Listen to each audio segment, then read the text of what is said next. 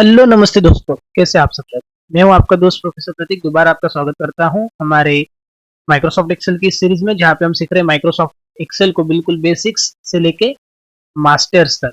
Advance तक नहीं, उससे भी आगे मास्टर्स तक। तो चलिए शुरू करते हैं आज की क्लास के साथ। आज हम सीखेंगे सेल रेफरेंसिंग। मतलब क्या होता है कि जब भी आप सेल में कोई भी फॉर्मूला लिखते हो, जैसे कि यहाँ पे मैं टोटल लिख का एक कॉलम है मेरे पास, आई कॉलम। यहाँ पे मेरे पास कोई डेटा है जहाँ पे सीरियल नंबर, स्टूडेंट्स के नेम है, उसके बाद 1 2 3 4 5 6 6 सब्जेक्ट्स है। ये 6 सब्जेक्ट के मार्क्स दे रखे हैं।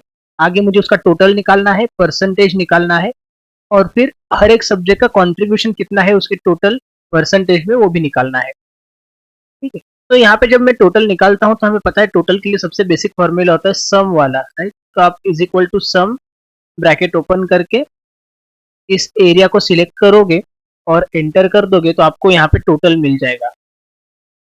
तो यहाँ पर आपने सम करने के लिए, आप अगर फॉर्मूला बार में ऊपर देखोगे तो आपको देखने मिलेगा, सम करने के लिए आपने जो फॉर्मूला लिखा है वो है is equal to sum into bracket C3 से लेके H3 तक। मतलब ये है C3 और ये है H3।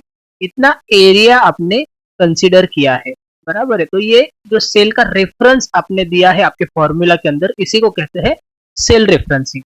अभी कभी कभी क्या होता है कि जैसे ही आप इसको नीचे ड्रैग डाउन करोगे, जैसे टोटल यहाँ पे 236 आ चुका है पहले का, मैं यहाँ पे डबल क्लिक करता हूँ, नीचे आपको एक पॉइंट दिख रहा होगा, देखिए 6 के बगल में। तो यहाँ पे मैं जैसे ही मेरा माउस ले जाता हूँ, कर्सर ले जाता हूँ और डबल क्लिक करता हूँ, तो आखिरी तक जहां तक मेरा डेटा है वहां तक आखिरी तक सारा टोटल वो हो जाएगा। ठीक है। तो ये टोटल आपका जो आपने किया है पूरे कॉलम में टोटल पेस्ट हो चुका है। यहाँ पे आप देखिए पहले पर्सन का, राजश्री का, जब आपने टोटल किया था, यहाँ पे आप फॉर्मूला में देख सकते हैं, फॉर्मूला आपको दिख रहा था सम C3 टू H3। C3 से लेके H3 तक, मतलब इतने एरिया का टोटल हुआ था। अगर आप दूसरे पर्सन का देखोगे, यश का देखोगे, तो यहाँ पे आपको फॉर्मूला दिख रहा है C4 से लेके H4 तक। मतलब क्या है कि उसके जो रोज है उसका टोटल हुआ है। तीसरे पर्सन के केस में तीसरी जो रोज है उसका टोटल हो रहा है, राइट। आप फॉर्मूला देखोगे तो आपको दिखेगा सम C5 से लेके H5 तक। मतलब क्या है कि जैसे जैसे आपकी आउटपुट वाली सेल आप शिफ्ट कर रहे हो, एक एक सेल नीचे जा रहे हो, तो आपके रेफरेंसेस भी शिफ्ट हो रहे हैं, नीचे वाली रो के रेफरेंसेस लिए जा रहे हैं, बराबर है। तो जैसे जैसे आप लेफ्ट राइट या अप डाउन मूव करोगे, आपके रेफरेंसेस भी उतने ही घरों से, उतने ही पॉइंट्स से, उतने ही सेल्स से लेफ्ट राइट या अप डाउन मूवमेंट करते हैं। तो इस तरह के सेल रेफरेंसेस को कहा जाएगा रिलेटिव रेफरेंसिंग। ठीक है। ये जो हमने रेफरेंसिंग देखी, ये है रिलेटिव, कि वो रिलेट करती है। अगर आप 3 नंबर की रो में हो तो वो थर्ड रो की कैलकुलेशंस करेगा। आप एक घर नीचे शिफ्ट हो गए, वो 4 नंबर की कैलकुलेशंस करेगा। आप एक और घर नीचे शिफ्ट हो गए, 5 नंबर की कैलकुलेशंस करेगा, इस तरह से। ठीक है। तो इस तरह की रेफरेंसिंग को कहा जाता है रिलेटिव रेफरेंसिंग, जहां पे कोई एक आपकी सेल फिक्स नहीं होती है कि वहीं से रेफरेंस आएगा। ठीक है। वो चेंज होते रहता है। उसके बाद हम आगे निकालते हैं परसेंटेज। परसेंटेज निकालने के लिए हमें पता है टोटल मार्क्स डिवाइडेड बाय, मतलब total obtained marks divided by कितने मार्क्स में से वो मार्क्स मिले हैं, वो इंटू 100 आप करोगे तो आपको परसेंटेज मिल जाएगा।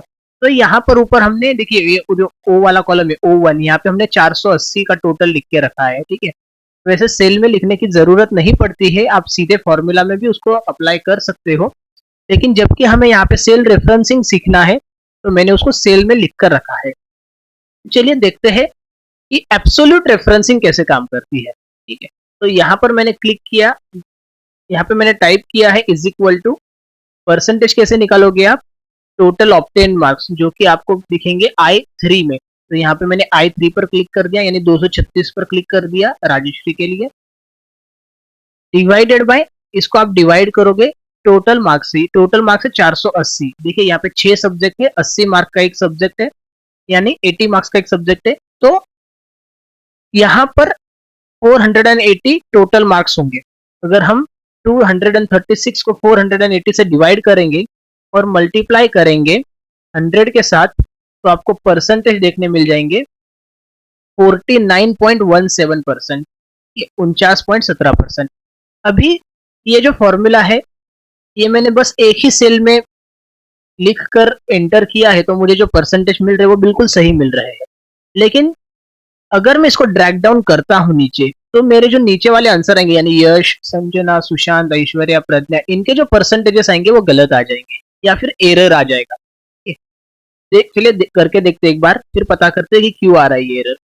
जैसे मैंने डबल क्लिक किया, जी हाँ देखिए सेकेंड पर्सन की कोई वैल्यू ही नहीं आ रही है, थर्ड पर्सन के केस में भी यहाँ पे एरर दिख रहा है आपको, ठीक है। तो ये एरर क्यों दिख रहे हैं इसका एक बार पता लगाते हैं। जैसे मैं यश वाले रो में आता हूँ, ये सेकंड रो में आता हूँ, ठीक है। तो यहाँ पर जो फॉर्मूला दिख रहा है, मैं डबल क्लिक करके आपको बता देता हूँ। देखिए यहाँ पे फॉर्मूला क्या दिख रहा है, आई फोर में क्या है, ये वाली वैल्यू, ये रहा आई का कॉलम और ये रहा 4 नंबर की रो, यानी आई फोर में वैल्यू है 292। ये आपको 292 से डिवाइड करना था। जी हाँ, तो ये बिल्कुल सही है। आगे चलते हैं, डिवाइडेड बाय क्या हो रहा है, O2। देखिए ऊपर वाले केस में था डिवाइडेड बाय O1, ठीक है। नीचे वाले केस में क्या हुआ, डिवाइडेड बाय O2। हमने देखा था ना टोटल निकालते टाइम, अगर आप एक घर से आपका आउटपुट नीचे शिफ्ट करोगे, एक सेल से आपका आउटपुट नीचे शिफ्ट करोगे, तो इनपुट वाली सेल्स भी एक एक सेल से नीचे शिफ्ट हो जाएगी, ठीक है। तो पहले उसने I3 डिवाइडेड बाय O1 लिया था, अभी उसने I4 डिवाइडेड बाय O2 ले लिया। उसके नीचे जाके देखोगे तो आपको दिखेगा I5 डिवाइडेड बाय O3, ठीक है। तो वो टोटल तो सही ले रहा है, जिस पर्सन की चाहिए उसी की ले रहा है। आप थोड़ा और नीचे जाके देखिए, मैं 7 नंबर की सेल में यानी ऐश्वर्या की सेल में जाके देखता हूँ। देखिए 226 बराबर लिया है I7, लेकिन डिवाइडेड बाय वो O5 ले रहा है। O5 यानी ये वाली सेल है, देखिए आपको ऑरेंज में दिख रही होगी, सही है। तो यहाँ पे तो टोटल मार्क्स नहीं है।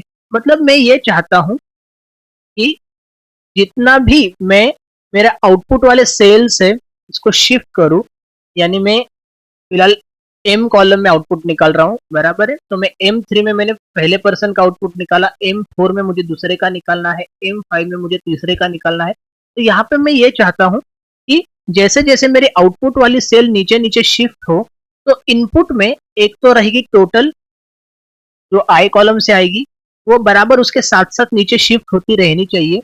मतलब यश के लिए आएगा I4, संजना के लिए आएगा I5, सुशांत के लिए आएगा I6। तो इस तरह से आई कॉलम नीचे नीचे शिफ्ट होता रहे, लेकिन आपको जो ओ कॉलम से रेफरेंस लाना है वो O1 से ही आना चाहिए। वो O2 से या O3 से O4 से आएगा तो मेरा आंसर गलत हो जाएगा, बराबर है।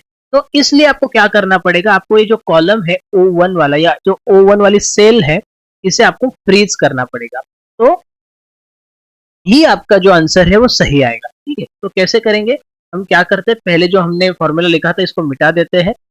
यहाँ पे हम लिखेंगे इज इक्वल टू, हमें total divided by total marks करने हैं तो आपको परसेंटेज मिलेंगे, इसलिए हम टोटल पे क्लिक करते, 236 पे मैंने क्लिक किया, ये हो गया I3।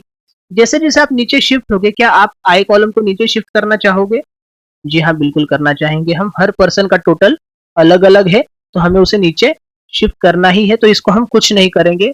आगे हम लिखते हैं डिवाइडेड बाय का सिग्नेचर सिंबल, फिर हम क्लिक करेंगे 480 पे जो O1 में है। अच्छा मुझे बताइए, अगर हम दूसरे पर्सन का परसेंटेज निकालते तो क्या ये 480 से नीचे शिफ्ट होके O2 में या O3 में जाना चाहिए, जी नहीं, हम चाहते कि ये नीचे नहीं जाना चाहिए। तो आपको इसे फ्रीज करना पड़ेगा, आपको इसे लॉक करना पड़ेगा, ठीक है। तो सेल को जो लॉक करते हैं हम, उसके लिए आपको की प्रेस करना है F4। तो F4 की प्रेस कर दीजिए, देखिए यहाँ पे आपको दिख रहा होगा I3 डिवाइडेड बाय अभी O और 1 दोनों से पहले डॉलर लग चुका है, ठीक है। किसी भी कॉलम से या किसी भी रो से पहले जब डॉलर का सिंबल लगता है तो उसका मतलब होता है वो अभी फ्रीज हो चुका है। आप अगर राइट में उसको ड्रैग करते हो या डाउन ड्रैग करते हो तो भी वो चेंज नहीं होगा।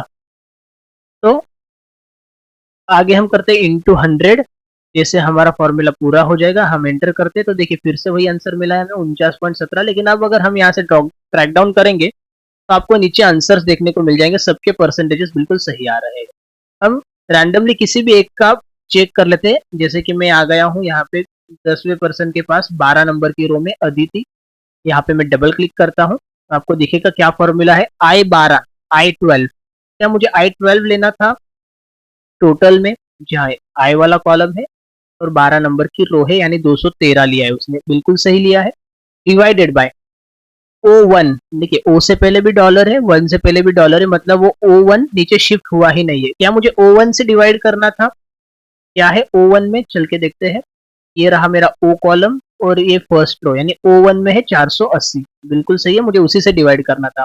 तो हर किसी के केस में अभी वो डिवाइड करेगा 480 से ही, और हर किसी की अपनी अपनी टोटल को डिवाइड करेगा, तो सबके परसेंटेजेस बिल्कुल सही आएंगे। ठीक है, तो ये जो रेफरेंसिंग था, इस रेफरेंसिंग को कहा जाएगा मिक्स्ड सेल रेफरेंसेस। मिक्स क्यों? क्योंकि इसके अंदर आपको देखने मिलेगा, देखिए ये जो I9 है ये है रिलेटिव रेफरेंस। जैसे जैसे पर्सन चेंज होगा उसका रेफरेंस भी चेंज होगा, बराबर है। आप ऊपर का पर्सन लेके आपको I8 दिखेगा, उसके ऊपर जाइए आपको I7 दिखेगा, बराबर है। लेकिन उसके आगे वाला जो रेफरेंस है डिवाइडेड बाय के बाद का O1, वो सबके लिए सेम है, सबके लिए फिक्स्ड है, बराबर है। तो फिक्स्ड रेफरेंस, इसी को हम कहते हैं एब्सोल्यूट रेफरेंस। तो एब्सोल्यूट रेफरेंस और रिलेटिव रेफरेंस दोनों का जहां पे मिक्सचर होता है, दोनों का जहां पे कॉम्बिनेशन होता है, ऐसी रेफरेंसिंग को कहा जाएगा मिक्स्ड सेल रेफरेंसिंग। तो आई होप आपको क्लियर हो चुका होगा कि absolute referencing, relative referencing and mixed referencing क्या होता है। तो आज के लिए फिलहाल इतना ही। अगले आने वाले सेशन में हम देखेंगे कुछ और एग्जांपल्स जहां पे हम मिक्स्ड रेफरेंसिंग को कुछ अलग तरह से, कुछ एडवांस्ड तरह से और भी डिटेल में और भी अच्छे से समझेंगे। तब तक के लिए धन्यवाद। जुड़े रहिए हमारे साथ, चैनल को सब्सक्राइब करना ना भूलिएगा ताकि आपको समय पर सारी चीज़ों की नोटिफिकेशन मिलती रहे। थैंक यू सो मच, धन्यवाद।